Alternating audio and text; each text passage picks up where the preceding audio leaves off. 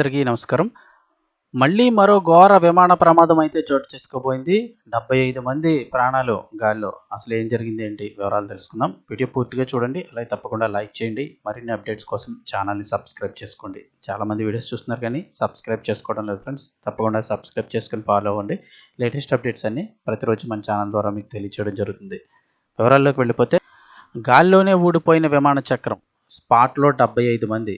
ముంబైలో హైటెన్షన్ నెలకొంది. అసలు ఏం జరిగింది చూస్తే ముంబై విమానాశ్రయం నుంచి టేకాఫ్ అవుతున్నటువంటి ఒక స్పైస్ జెట్ విమాన చక్రం అయితే ఊడిపోయింది. ఈ ఘటనతో ప్రయాణికులు తీవ్ర భయాందోళనకు గురయ్యారు. ఇదే సమయంలో పైలట్ అత్యంత చాకచక్యంగా వ్యవహరించారు. అసలు ఏం జరిగింది చూస్తే విమానం టేకాఫ్ అయిన కొద్దిసేపటికి ఘటన జరిగినట్లు తెలుస్తోంది. టేకాఫ్ సమయంలోనే విమానం రన్వేపై వెళ్తూ ఉండగా దాని చక్రం ఊడిపోయినట్లు గుర్తించారు. వెంటనే ముంబై ఎయిర్పోర్ట్లో అత్యవసర పరిస్థితిని ప్రకటించారు. పైలట్ ఈ విషయాన్ని ఎయిర్ ట్రాఫిక్ కంట్రోల్ ఏటీసీకి తెలియజేశారు. ఏటీసీ ఆదేశాల మేరకు విమానం తిరిగి ముంబై ఎయిర్పోర్టుకు చేరుకుంది. అయితే విమానం అత్యవసరంగా ల్యాండ్ అవడానికి ముందు భద్రతా చర్యల్లో భాగంగా ఎయిర్పోర్ట్ అథారిటీ రన్వేపై ఫైర్ టెండర్లు, అంబులెన్సులను కూడా సిద్ధం చేసింది. ఎందుకంటే ఒక సైడ్ ఒక చక్రంతోటే ల్యాండ్ అవ్వాల్సి ఉంటుంది.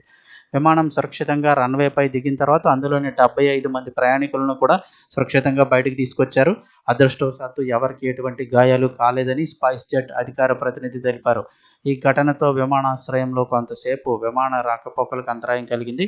అయితే వెంటనే అధికారులు పరిస్థితిని సమీక్షించి రన్వేను క్లియర్ చేసి సాధారణ కార్యకలాపాలను మళ్లీ పునరుద్ధరించారు. ఈ ఘటనపై directorate general of civil aviation DGCA విచారణకు ఆదేశించింది. భద్రతా లోపాలపైన తీవ్ర ఆందోళన వ్యక్తమవుతున్నాయి. భవిష్యత్తులో ఎలాంటి సంఘటనలు జరగకుండా కఠిన చర్యలు తీసుకోవాలంటూ ప్రయాణికుల భద్రతపై నిపుణులైతే సూచిస్తున్నారు.